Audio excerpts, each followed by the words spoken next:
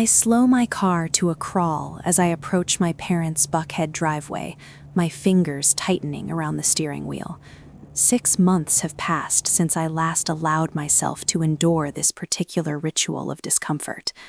The brick colonial stands unchanged, its immaculate landscaping perfectly trimmed, shutters spotless, and that familiar atmosphere of silent judgment seeming to radiate from every polished window.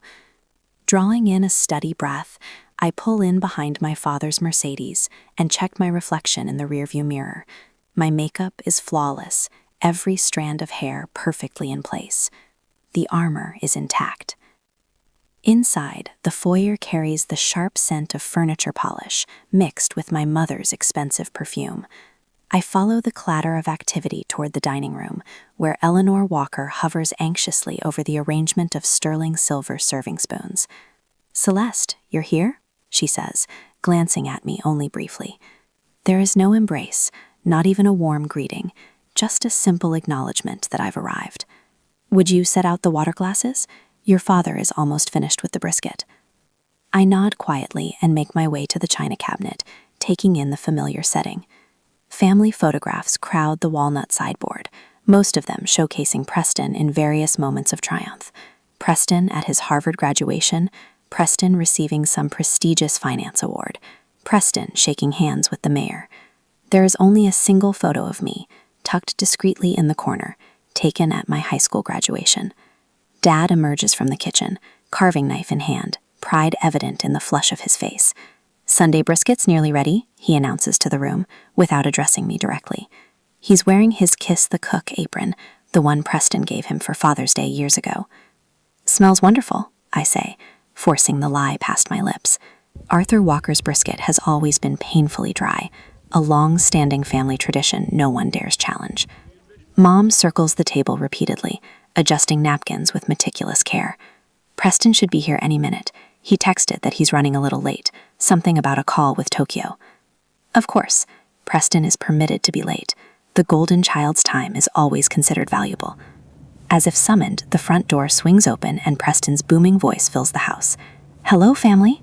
He strides in wearing a perfectly tailored navy suit that likely cost more than my first month's rent. Even on a Sunday, he looks ready for a boardroom. Mom's face lights up instantly.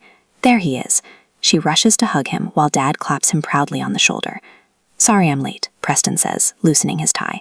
"Had to finish up some details on the Kensington acquisition." Dad beams with pride. "That's my boy, always closing deals." We take our places around the table, Dad at the head, Mom at his right, Preston at his left, and me positioned where I face a blank wall. Dad slices into the brisket while Mom distributes dishes with the precision of someone who has orchestrated countless Sunday dinners. "So Preston," Dad says, offering him the best portion, "how's life treating Atlanta's financial wonderkind?" Preston chuckles, accepting the plate. "Can't complain. Just closed another funding round, 8 figures. He chews thoughtfully before continuing. "Actually, I've been looking at some real estate." Mom leans forward eagerly. "Oh? Where?" "West Paces. There's a modern place just listed for $5.2 million. Floor-to-ceiling windows, floating staircase, the whole package. Perfect bachelor pad." Dad whistles appreciatively. "That's prime property." "I've got a viewing scheduled Tuesday," Preston replies casually, cutting into his meat. "Should be able to make an offer by week's end." Mom and Dad exchange proud smiles. I push the dry brisket around my plate, struggling to swallow. "How about you, Celeste?" Mom asks, almost as an afterthought. "How's that little online shop of yours?" I sip my water before answering. "Actually, I've been looking for a house too." The silence lasts only a moment before all three erupt in laughter. "Good one, sis," Preston says, dabbing his mouth with a napkin. Dad's expression shifts from amusement to concern. "Your little online store is charming, Celeste, but it's a hobby. It's time to find a real job." "Arthur," Mom murmurs gently, though there is no real objection in her tone. Preston leans back with the familiar, smug expression I've known all my life. "Stick to your trinkets, sis. Leave the major moves to the adults." I remain silent, my face carefully neutral. "In fact," Preston continues, reaching for his wine glass, "I'm considering investing in a new e-commerce company, Modern Hearth. That's where the future is. They'll wipe out all the small hobby shops." The memory strikes me suddenly. I'm 20 years old, standing nervously in Dad's study, clutching a 5-page business plan I'd spent weeks perfected. "What do you think?" I had asked, hope swelling in my chest.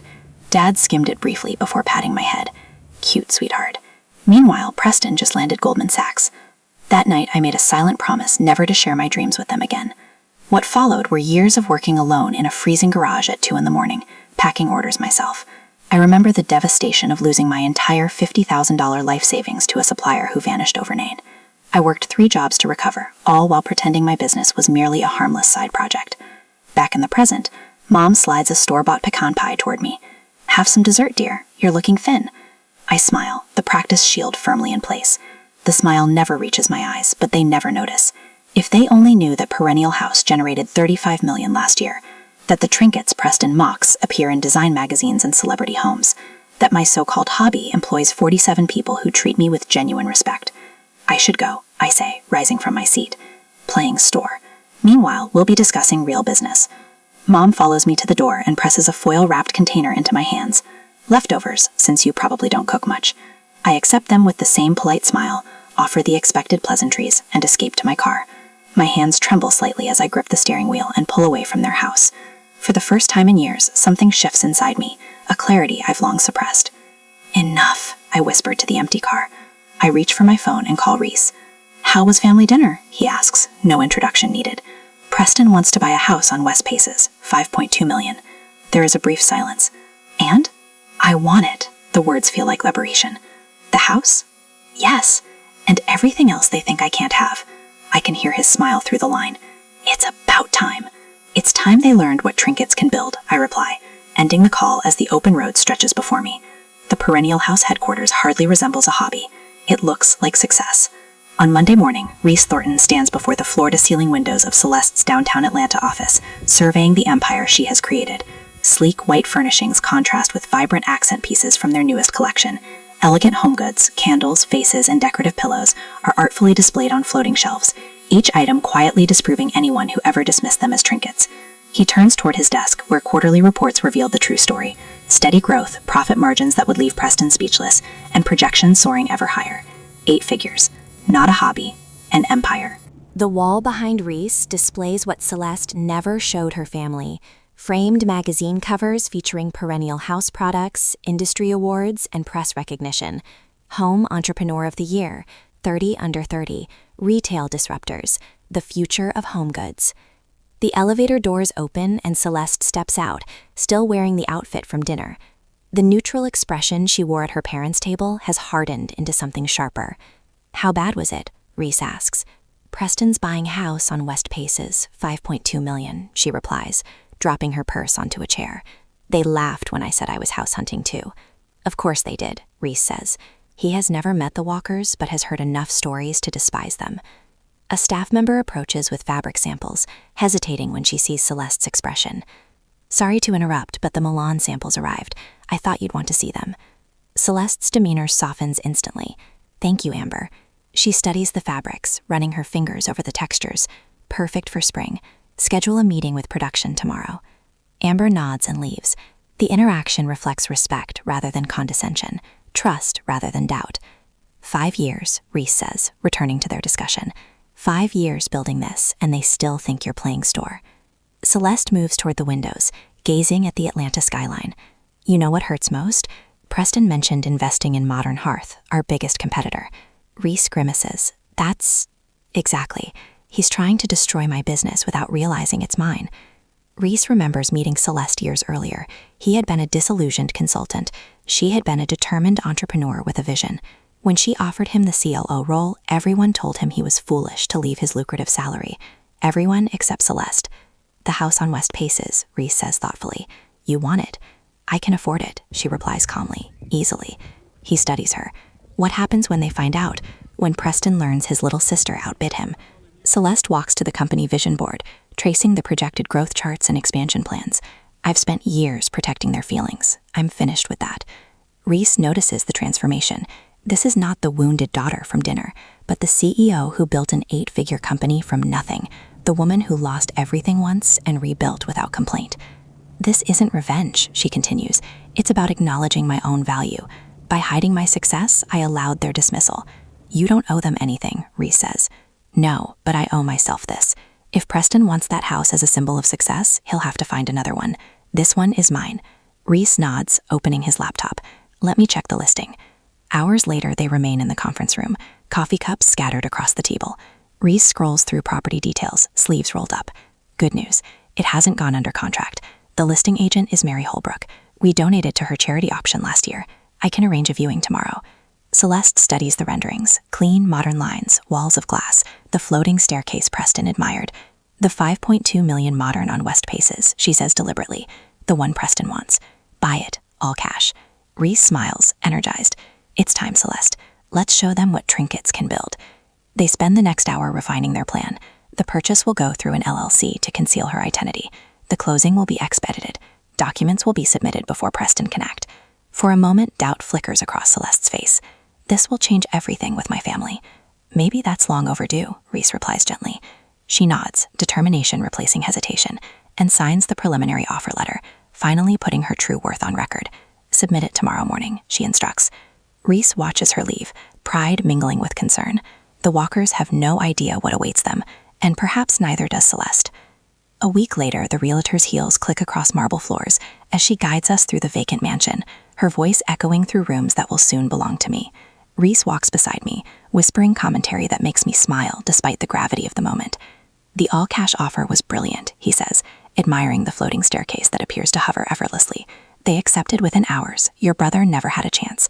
I run my fingers along the cool marble countertops in a kitchen large enough to host a banquet. It wasn't even a contest. Preston waits on bank approvals and family connections. I simply wrote a check. Morning sunlight floods through the floor-to-ceiling windows, illuminating everything Preston desired but could never obtain. $5.2 million of modern architecture overlooking the Atlanta skyline. The sellers were thrilled, Reese continues, examining the high-end appliances with childlike curiosity. Said they'd never seen a deal close so quickly.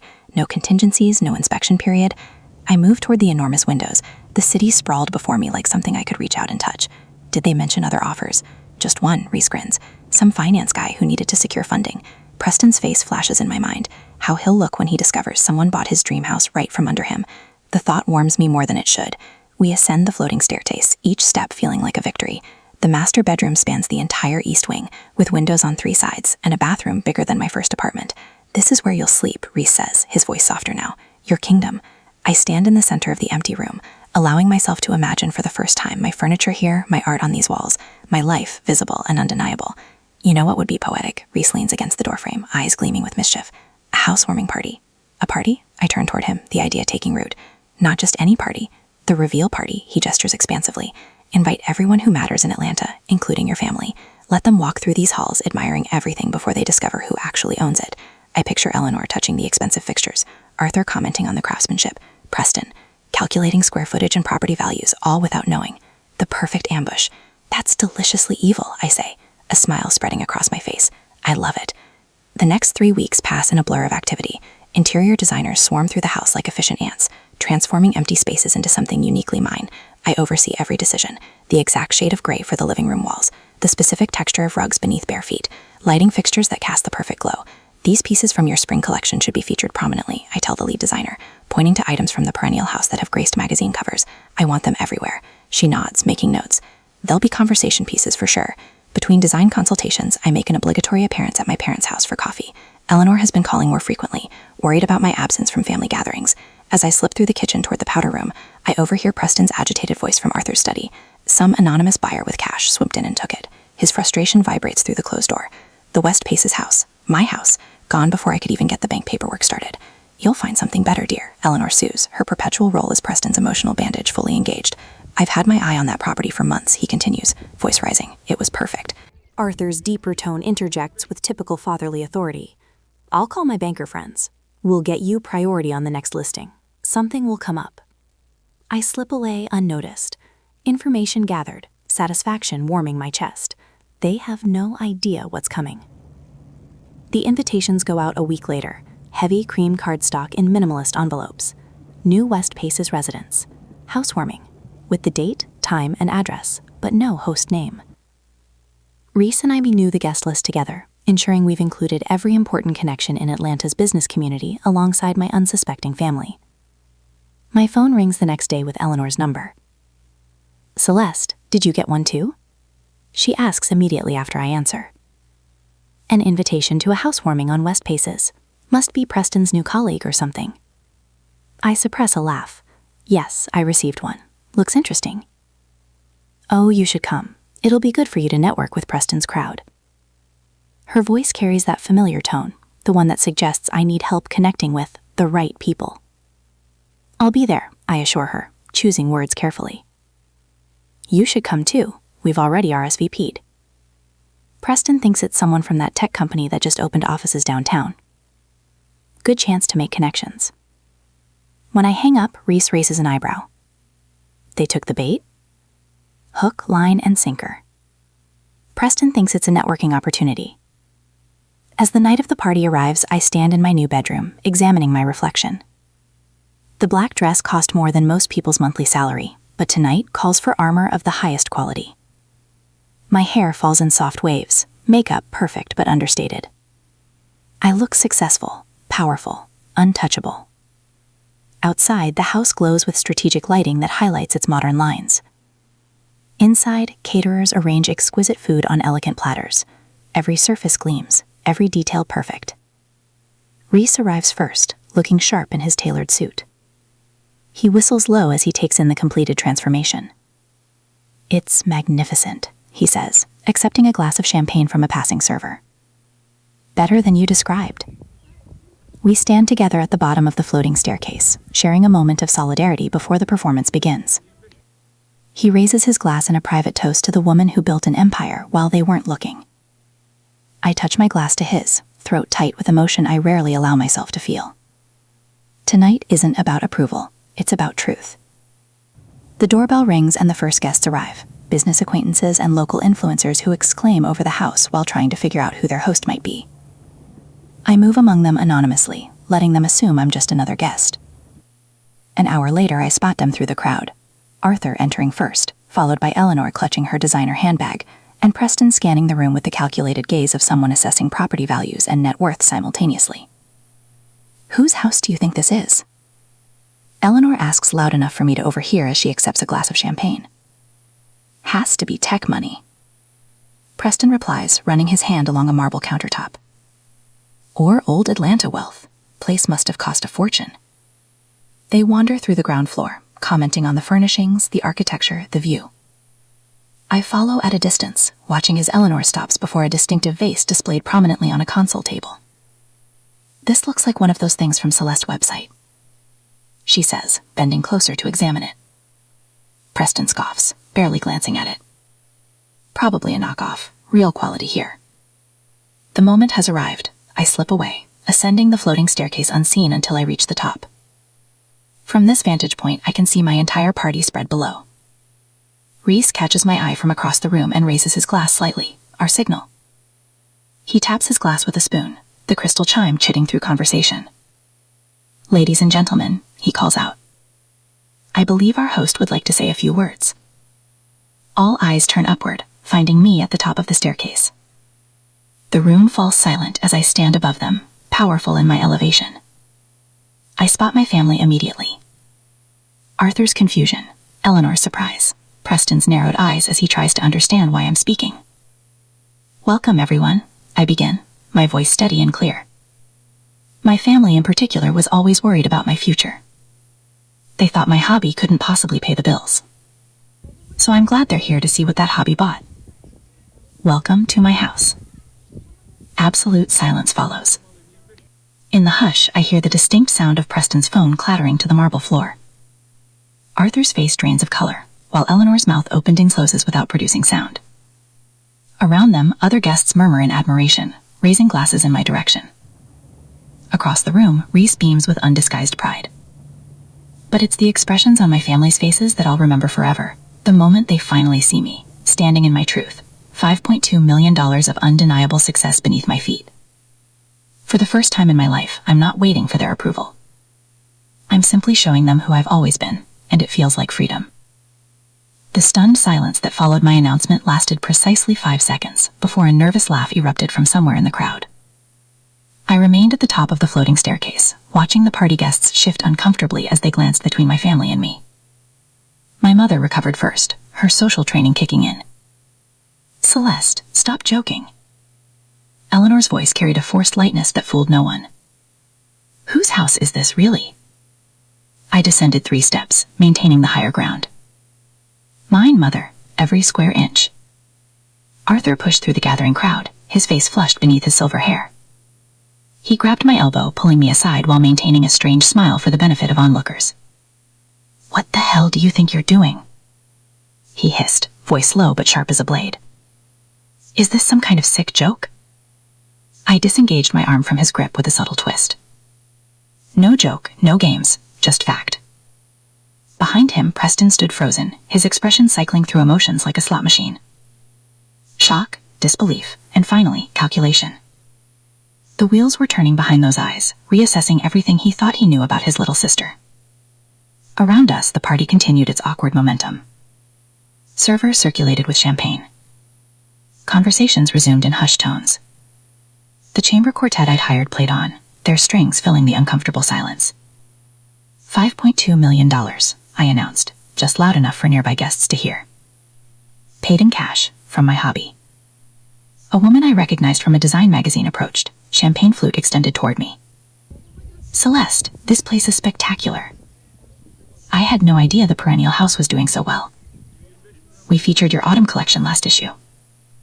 Arthur's face drained of color. Eleanor clutched her pearls. "Thank you," I replied, accepting the toast. It's been quite a year. Other guests drifted over, offering congratulations, asking questions about my business. With each interaction, my family retreated further into isolation, their decades-old narrative disintegrating in real time.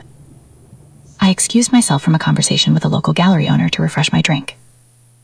The calculated risk had paid off, the public revelation prevented any family attempt to dismiss or minimize my success. Preston appeared beside me at the wine table, his perfect white teeth clenched in a grimace disguised as a smile. He gripped his tumbler of bourbon so tightly I thought it might shatter. "What game are you playing?" he demanded, voice low and aggressive. "There's no way you can afford this place." "What did you do? Get some sugar daddy investor to front the cash?" I sipped my champagne, maintaining eye contact. The perennial house cleared $35 million in revenue last year, Preston. I bought this house with my money, cash. The satisfaction of watching his eyes widen was worth every second of the years I'd spent hiding my success. He processed the information, his expression shifting as he recalculated his position. I could almost see the mental spreadsheet adjusting behind his eyes. "Why didn't you come to me for investment advice?" he asked, pivoting to salvage his ego. "I could have helped you structure things more efficiently. Tax advantages, offshore accounts."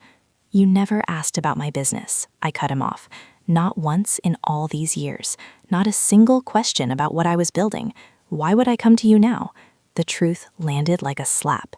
Preston retreated without another word, making a beeline for Arthur in the corner. They huddled together, their hushed conversation punctuated by frequent glances in my direction. I turned to find Eleanor approaching, her emergency smile firmly in place, the same one she used when Preston crashed the Lexus at 16 or when Dad's racist comments offended dinner guests.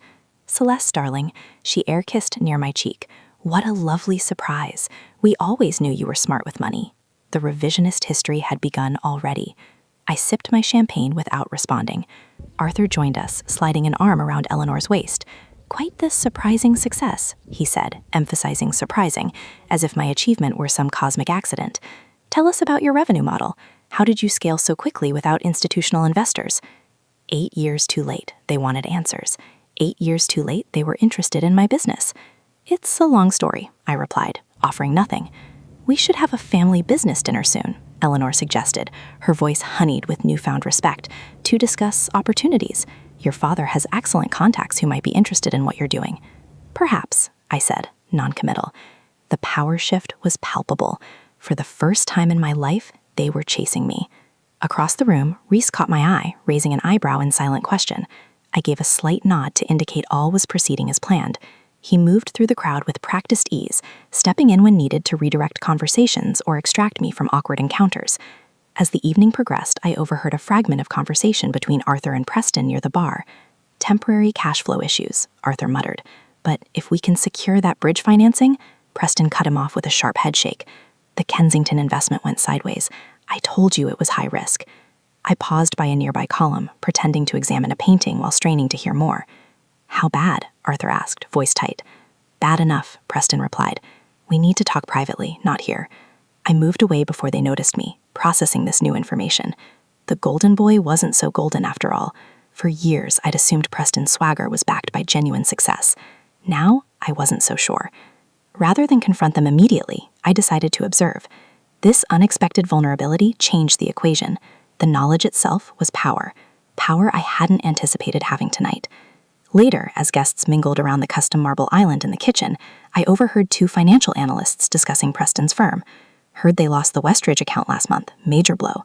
Not surprised, their last 3 investments underperformed significantly. I filed the information away, maintaining my hostess's smile while circulating through the room. When Reese approached with a fresh glass of champagne, his expression told me he'd heard similar whispers. "Interesting party," he murmured, close to my ear. "Your brother's firm isn't doing as well as he projects. Word is they've missed their last 2 quarterly targets by double digits." I accepted the champagne, our fingers brushing in the exchange. "Interesting," I replied quietly. "Let's keep our eyes open." The family that had dismissed my business acumen for years was now facing their own financial reckoning.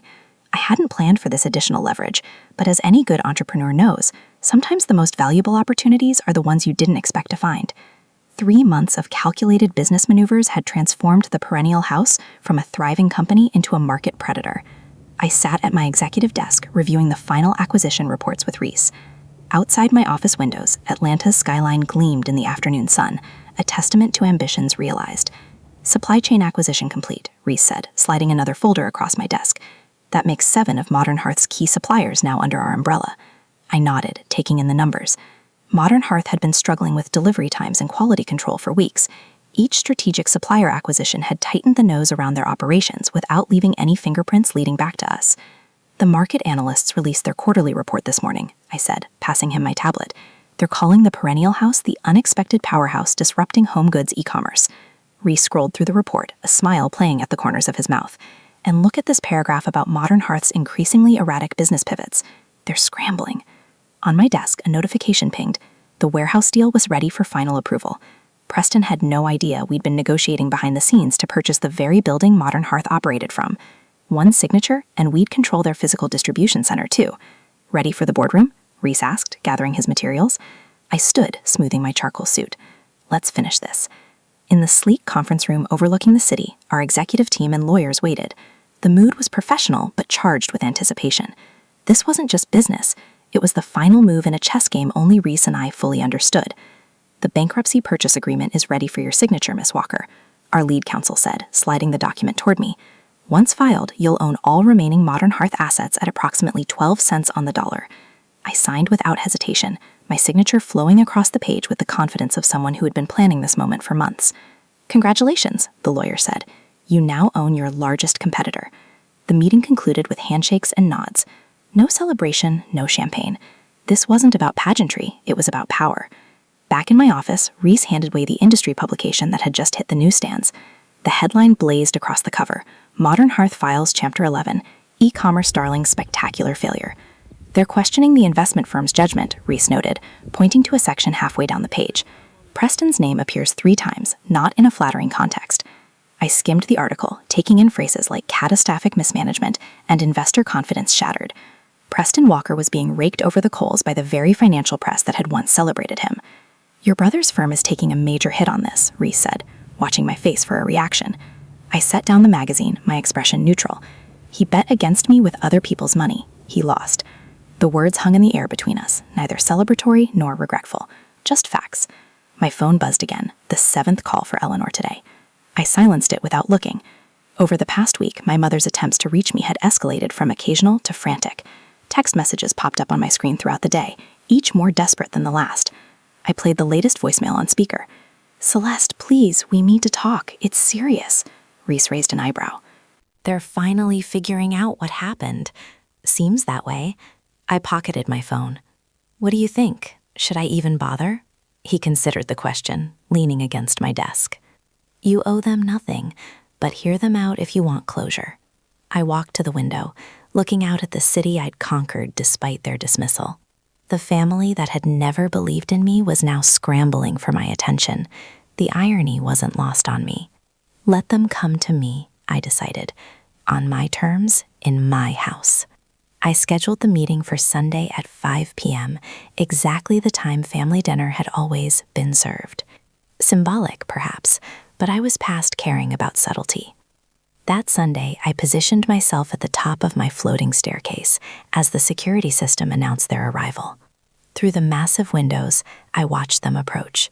Arthur's shoulders slumped in defeat, Eleanor dabbing at her eyes with a tissue, Preston trailing behind them, eyes fixed on the ground. The contrast to that Sunday dinner months ago couldn't have been more stark.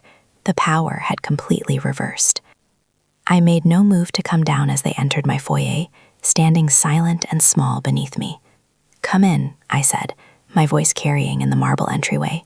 I turned without waiting for their response and led them into my living room, not offering to take their coats or provide refreshments. I settled into a single chair, leaving them to arrange themselves on the sofa opposite me. The silence stretched between us, thick with unspoken history. I didn't break it. This was their meeting, their request. Let them speak first. Arthur cleared his throat, hands clasped between his knees. "Celeste, we need your help." I said nothing, just raised an eyebrow. "Preston has," he faltered, looking to Eleanor. My mother jumped in, voice trembling. "Preston has lost everything." "Everything?" I repeated, my tone professional, detached. Arthur nodded, face gray. "Our savings, too. We co-signed on his investment. Our retirement is gone." Eleanor leaned forward, tears spilling freely now. "We need help, Celeste. Alone, just until we get back on our feet." Preston hadn't spoken a word, hadn't even looked up from the floor. His designer clothes looked rumpled, his hair unwashed. "What was it exactly that you lost everything on?" I asked him directly. He flinched at being addressed, then muttered toward the floor. "A tech startup, an e-commerce brand. You wouldn't get it. It was called Modern Hearth." I smiled. The expression felt like ice on my face. "Modern Hearth," I repeated. The words precise. "Our biggest competitor for the last 6 months. Did you wonder why they filed for bankruptcy last Tuesday? It's because the Perennial Houses, my company, acquired their entire supply chain. You bet against me with our parents' money. You lost." Arthur's mouth fell open. Eleanor's weeping intensified. "Celeste, please," she cried. "We're family." Preston finally looked up, his face twisted with anger and shame, a flush creeping up his neck. I stood, smoothing my slacks in a single fluid motion. The conversation was over. I walked calmly to my front door and pulled it open wide, letting the afternoon light spill across the marble floor. "Get off my property," I said quietly, and I closed the door on their shocked faces. 3 months later, afternoon sunlight pours through the floor-to-ceiling windows of Celeste Westpace's mansion, casting long golden rectangles across the marble floor. The living room, once a showcase for potential buyers, now feels lived and truly hers. A cashmere throw draped over the modern sectional, art pieces carefully selected for their meaning rather than their price tags, and fresh flowers arranged in a handcrafted vase from her own collection. Celeste leans forward on the sofa, studying fabric swatches spread across the coffee table. Reese sits opposite her, tablet in hand, his casual posture belying the importance of their discussion. "The third quarter numbers exceeded projections by 17%, Reese says, sliding the tablet toward her. "That sustainable housewares line is outselling everything else 2-to-1. Celeste nods, allowing herself a small smile. Not the shield she once wore at family dinners, but something genuine. People respond to authenticity. Who knew? She picks up a luxurious cream-colored fabric sample, running her thumb across its texture. The room feels different than it did during those first weeks after the confrontation. No lingering tension, no sense of victory needed. Just peace. "About the expansion," Reese continues, scrolling through a presentation. "I found a manufacturer in North Carolina. Family-owned for 3 generations, impeccable labor practices, all materials sourced within 500 miles of their facility." Celeste tilts her head, considering. "Higher production costs, but lower carbon footprint, plus American-made carries weight with our demographic." "Exactly what I was thinking," Reese says. Their professional shorthand flows effortlessly now, built on 3 years of partnership and trust. "Did you see the industry award nomination came through?" he adds casually, though his eyes betray his excitement. "Design Guild's visionary brand category. About time," Celeste says, without the bitterness such recognition would have once triggered. No need to downplay achievements anymore. No reflexive modesty learned at her parents' table. Her phone buzzes against the marble, screen illuminating with a name. Eleanor Walker. The room seems to hold its breath. Reese watches carefully, his expression neutral but alert. Celeste glances at the phone, a brief memory flashing her family's shocked faces as the front door closed. Arthur's stunned disbelief. Eleanor's tears. For a moment, her finger hovers over the screen. 3 months ago, this call would have sent adrenaline rushing through her system. 6 months ago, she might have answered immediately, desperate for any crumb of approval. Without ceremony, she silences the call and turns the phone face down. "Let's use the better fabric for this one," she says, returning to the cream-colored swatch as if the interruption never happened. Reese nods, the gesture containing volumes of understanding and approval. No discussion needed, no justification required. They move through the afternoon, conversation flowing naturally to future plans, a potential pop-up store in Chicago, collaborations with emerging artists, the winter collection's color palette. Not once does either mention the Walkers or Preston's failed investment. Celeste laughs unexpectedly at Reese's dry observation about a competitor's awkward rebranding attempt. The sound bounces off the high ceilings, unfettered and genuine. She moves to the window, observing the manicured grounds as evening approaches. Her reflection appears in the glass, shoulders relaxed, posture open, eyes clear. This house feels different now. Not a statement, not revenge, just home. As dusk settles, warm light blooms throughout the rooms, casting a golden glow on the modern angles and clean lines. Celeste and Reese walk their senior designer to the front door after finalizing the spring collection details. "Dinner at 8, the designer asks. "Marcus is bringing that chef he's been dating. Says we need an unbiased opinion on his risotto." "Wouldn't miss it," Celeste replies, the casual certainty of plans with friends, her chosen family, feeling more natural than any Sunday dinner ever had. Back inside, she notices her phone on the coffee table, screen lit with notifications of 3 missed calls. Without checking them, she sets the device face down and walks toward the kitchen. She had waited her entire life to say those words. Now she had. She discovered something unexpected. Freedom tastes better than revenge.